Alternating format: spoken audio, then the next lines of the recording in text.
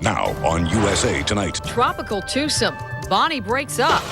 But this is just the beginning. Hurricane Charlie is churning on her heels, preparing to deliver double trouble. We do think Charlie will strengthen further over the next 12 to 24 hours. And tonight, everyone from Florida to our region is in the path of flooding rains and damaging winds.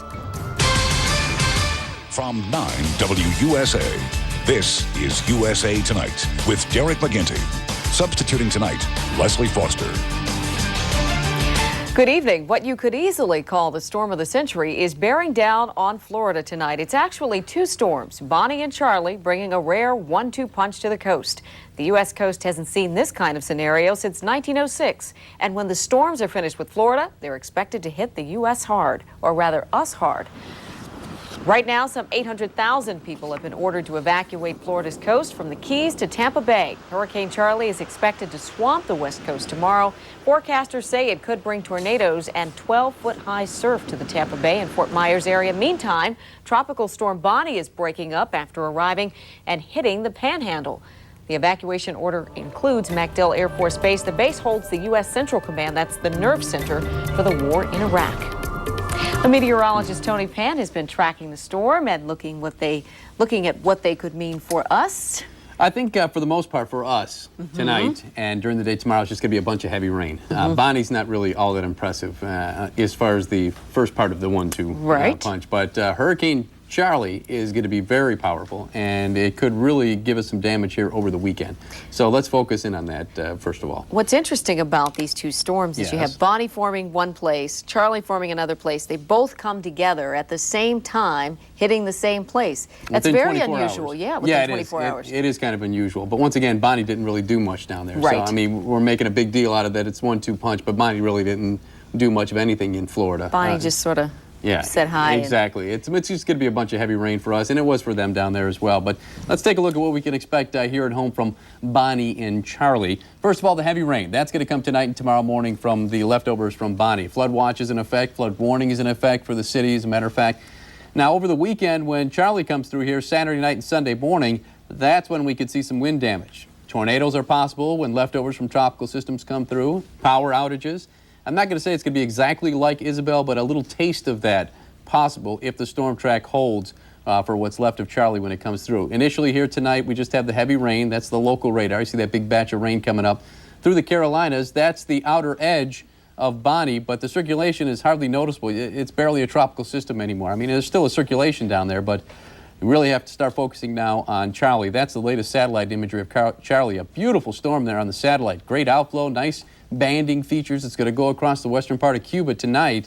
And this is the official forecast track from the Hurricane Center, coming up right through Tampa Bay around 2 o'clock in the afternoon tomorrow. And by that time, they say it could be a major hurricane, which means wind gusts or sustained winds between 110 and 130 miles per hour. That means there could be a storm surge in Tampa Bay of up to 15 feet. And that's a big concern. That is going to be a huge problem down there if that track holds. Now, here's the extended part of the track. Takes it up through the Carolinas, then towards us on Saturday night. By the time it gets here, it will still probably be a tropical storm. So was Isabel when it came through here. So I'm not going to say it's going to be exactly like that, but we could get a little taste of what it was like when Isabel came through, including some storm surge and some flooding along the tidal Potomac. I was getting ready to ask you, along the Chesapeake Bay in the same spots. So the same low-lying areas that had problems before are more than likely going to have problems again. And here's the odd thing, is it'll probably be the better weather at the beach than here. Oh, wow. Yeah, if that storm track holds, the center of the storm would come up the Appalachians, which means that we get the worst of it here in the city.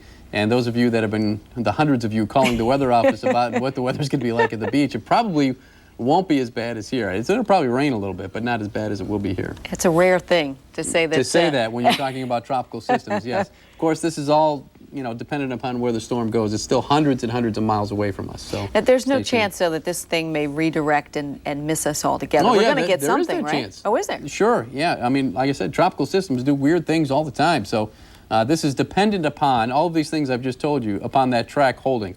That's a neat shot right there from outer space of Charlie. Sent down from NASA. They send these feeds every couple of hours. That's a really neat picture right there. That is Charlie you're looking at from about 22 miles up. And these are just the first 3 storms of the season. Yes. We've got Alex. We had Alex. We talked about many more that. to go. Possibly. it looks like it could be an active end of August and September, which is typically the most active part of the tropical season anyhow. Even though we got a slow start, now things are picking up. Yes. All right, Tony, thank you so much. All righty. Well, it may seem like only yesterday when Isabel blew through the Washington region, many of the people who were flooded out by that storm are still recovering, and now many of them are bracing for what Bonnie and Charlie could bring. Dave Statter has a story from Old Town Alexandria. This is a couple days after the flood, where all the merchandise was picked up off the floor soaking wet. Isabel came knocking hard on the door of the Christmas attic. Eventually, she just forced her way in and, like a thief, stole $250,000 in merchandise, something the store's owners have yet to recover from. It's been very tough. We had to get an SBA loan to make it through the year. When Isabel hit, everyone knew low-lying Union Street near the churning Potomac would flood. It has during many storms. Store owners just didn't realize how bad it would be. This is the watermark for Isabel flood. This is how high the water came. First time it came inside. It's been on the building up to 2 to 3 feet, but never inside the building. And it came 4 feet inside the building. Unlike Metro during Isabel, we can probably expect uninterrupted service from this rail line during Bonnie and Charlie.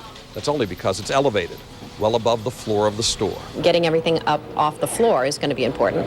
And they're thinking similar thoughts at the nearby torpedo factory. Be moving everything up to the second floor, I guess. Dave Statter, 9 News.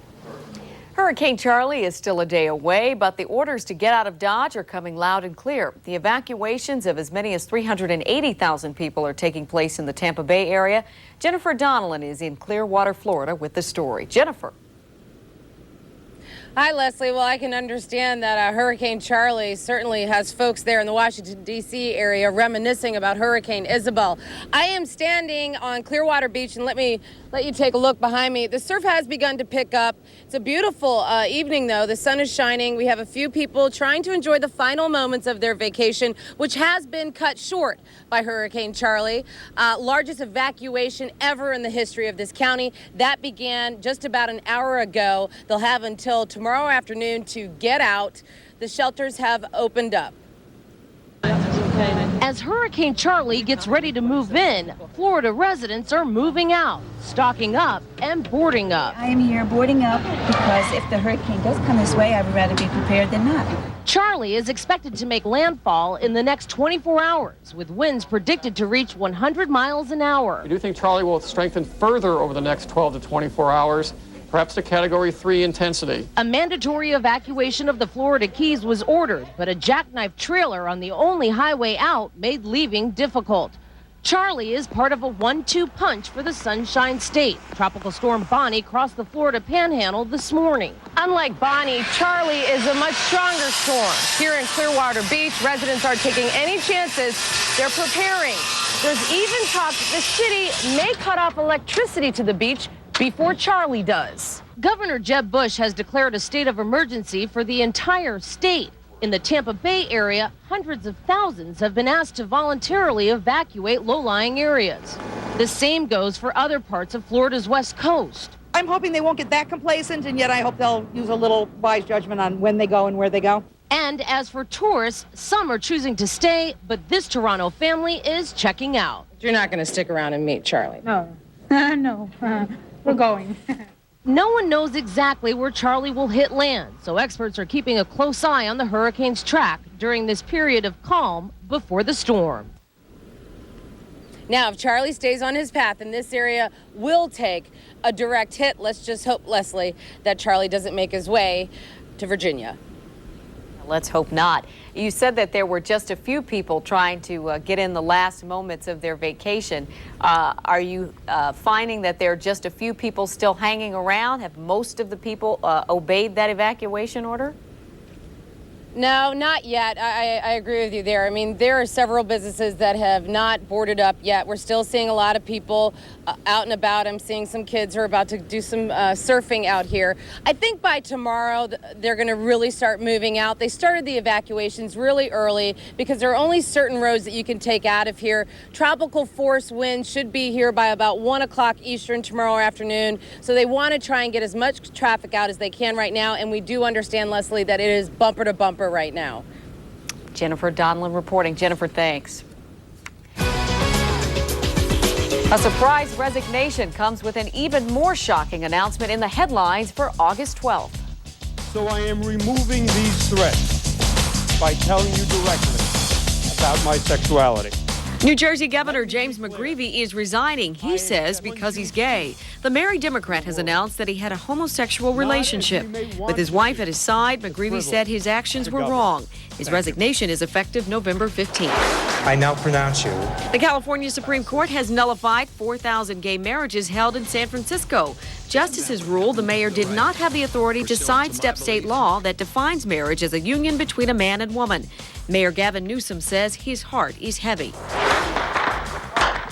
And U.S. troops are taking the fight to Muqtada al-Sadr's door. Witnesses say U.S. troops have stormed the house of the radical cleric who's led an uprising against the Americans and their allies.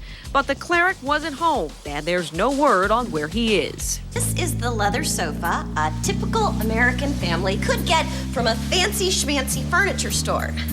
Everybody comfy? Now, for the same price, here's the leather group this family can get at Room Store. Leather sofa, leather group, leather sofa, leather group. Tough call. We put it all together and save you more at Room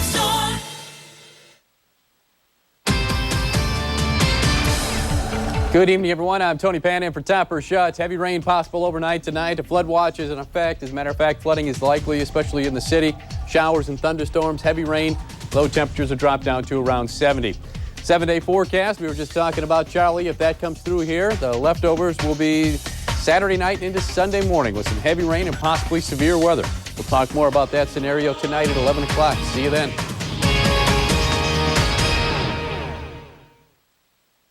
You can board up your house, sandbag your business, and head inland when hurricanes hit home, but some things just can't be saved. Mother Nature's drenching weather could spell disaster for area rivers and the Chesapeake Bay. Stacy Cohan takes a look at what could happen if Bonnie and Charlie head our way. You had waves, really large and white caps. You didn't even see the docks. The docks were completely covered with water. Hurricane Isabel left quite an impression on Teresa Pierno. That's the boathouse, and you can just see the top of the boathouse. Waking up to find the Potomac invading neighbors' yards, capsizing boats, and bringing a tree crashing into her home. Calm waters have returned in the year since Isabel, battered dockboards replaced. But some things can't be undone.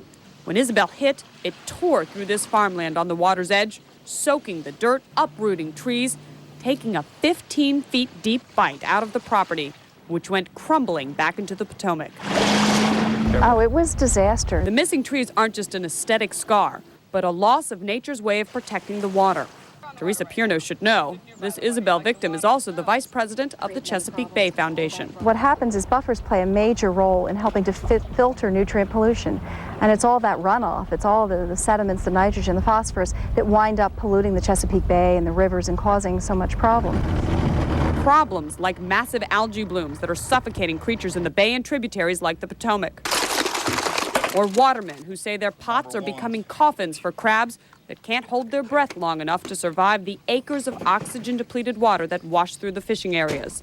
And the threat of more hurricanes and heavy rains could mean the loss of more buffer land.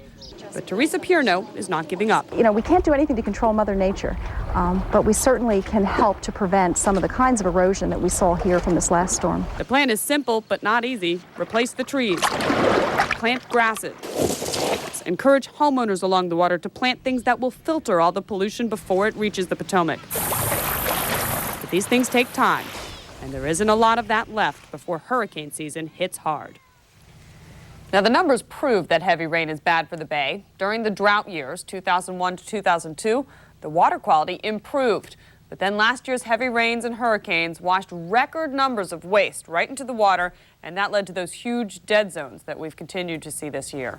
And now, Stacey, there's some sort of federal investigation that's going into the problems with the Bay. The problems just don't seem to end lately. Well, they don't, and that's the whole point, is they want to know why. You've got the two senators from Maryland, Mikulski and Sarbanes, and Senator John Warner of Virginia, that want the GAO to investigate why the Chesapeake Bay program, a federally established agency, has been saying things are getting better when, in fact, they may not be getting better. They want to know what's going on. And we'll be watching, and you will too, I'm sure. Stacy Cohan reporting.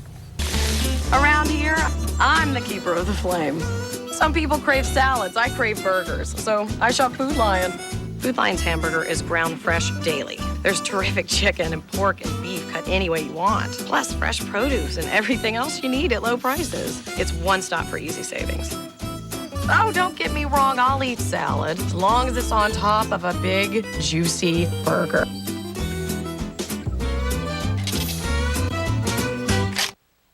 And here we are, ladies and gentlemen, Da Vinci's masterpiece, the Mona Lisa.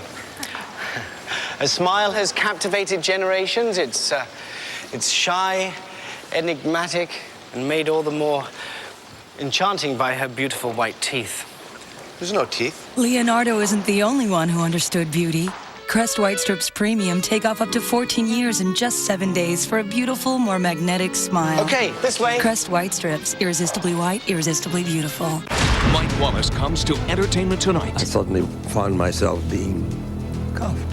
What you don't know about his run-in with the law, plus Arnold and Maria's tell-all movie next ET. Tonight at 7:30 on WUSA 9. In 1971, Ginger set a new endurance record for hurricanes. The storm wandered the North Atlantic, the Bermuda Triangle, and the coasts of North Carolina and Virginia for 31 days. 20 of those days brought hurricane-force winds, making Ginger one of the storms of the century.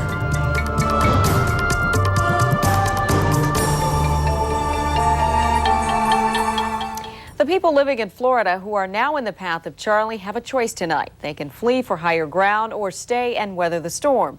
But the people along the U.S. coast haven't always had that option. There was a time when hurricanes could sneak up without any warning. As Bruce LeShan shows us, eyeing the storm has come a long way. At least now we know they're coming. That was not the case for Columbus, who declared nothing but the service of God and the extension of the monarchy would induce him to expose himself again to the hurricane he barely survived in 1495. The experience would have been absolutely just hellish, I think. It's the air becoming ocean, ocean becoming air, not being able to breathe, suffocating because of all the moisture, all the spray, all the salt in the air. It was Ben Franklin who first noted the circular winds of a hurricane. Everyone's kind of knows him for flying a kite and getting struck by lightning, but he made a very acute observation. The intensity of the waves, the clouds, the wind might have offered the astute observer some warning. Ship-to-shore radio helped a little more. But even in 1933, the hurricane that carved the Ocean City inlet came mostly as a surprise. We might have a stray ship out there now and then that happened to stumble upon one of these things and give us a report, but it was a satellite that helped us begin the new era. The worst natural disaster in our nation's history. Early weather satellites let you know the hurricanes were out there, but they had a hard time predicting how bad they'd be. Dr. Halverson says that the old satellites looked at hurricanes a little like you look at the hood of your car. You can put your hand on it, get some sense for how hot it's running, maybe an idea how fast it's running. But to really understand it, you have to open it up and look inside. And that's what the new satellites are doing with hurricanes. We're going to build a constellation of these advanced rain sensors over the next 5 to 6 years. A new generation of satellites pulses microwave bursts down through the clouds. Hold on to something, okay. Hurricane Hunter planes fly above the storm. You just never know what's going to happen. You just have to push throttles forward and hope you can stay level. Like now. Like now, yeah. The planes release dozens of instrument packages. Measuring temperature and humidity using this sensor right here. It is being buffeted by the winds. It is literally blowing with the winds while it's descending. That's why it can give us information on the winds, because the winds are actually carrying it with it. But even with all this technology, hurricanes can strengthen or weaken without much warning. The next generation of forecasting will include pilotless drones cruising the ocean in search of trouble. I don't think we're going to know exactly. I don't think that's ever going to happen, but we're going to get that area within 10% of it. If I had to speculate, within 30, 40, 50 years. Experts say it costs $600,000 to evacuate 1 mile of coastline for a single day. If forecasters can narrow the track just a little, they may save millions of dollars and lives. Bruce LeShan, USA Tonight. Atlantic tropical storms have been named since 1953. The names come from lists formed by the National Hurricane Center. Until 1979, those lists featured only women's names. Now the storms are named for both sexes. Your heartbeat is irregular. You're short of breath and dizzy. You don't know why, but your heart is fluttering, and just for a second, it might even stop. Don't panic. You may have arrhythmia. Fortunately, the renowned heart physicians at Washington Hospital Center are experts in diagnosis and treatment. For an evaluation or to receive a free arrhythmia awareness kit, call 202-877-DOCS. Washington Hospital Center, the area's most experienced hospital. It's Toyota time, the nationwide clearance event, the year's biggest event. You've got to act now. There's big clearance savings on Toyota trucks. Get any tough Tacoma with $750 cash back from Toyota or 2.9% APR financing. Save with special financing on Tundra or take $1,500 cash back on regular and access cabs or $750 on double cabs. Toyota time. Selection, value, clearance, now. Come to Six Flags America. With over 100 thrilling rides, shows, and attractions, there's something for everyone. Hey, this is Rupert from Survivor. Come see me at Six Flags America on Saturday, August 14th. It's playtime. So come for the rides and stay to meet Rupert on August 14th. Admission is only $25.99 plus tax with any Coca-Cola can. You at SixFlags.com. You can order and print tickets at home with Print and Go. It's easy, fast, and convenient. Six Flags America. It's playtime. That's our show for tonight. We leave you tonight with some images from Florida as they brace for the tropical twosome. Good night, and try to stay dry. Well, we feel whatever happens, but if we have to go, we'll have to go. I am here boarding up because if the hurricane does come this way, I'd rather be prepared than not. These two storms made landfall technically on the same day in Florida. It's never happened in our lifetime. Some of those roads will go underwater, which would make evacuation.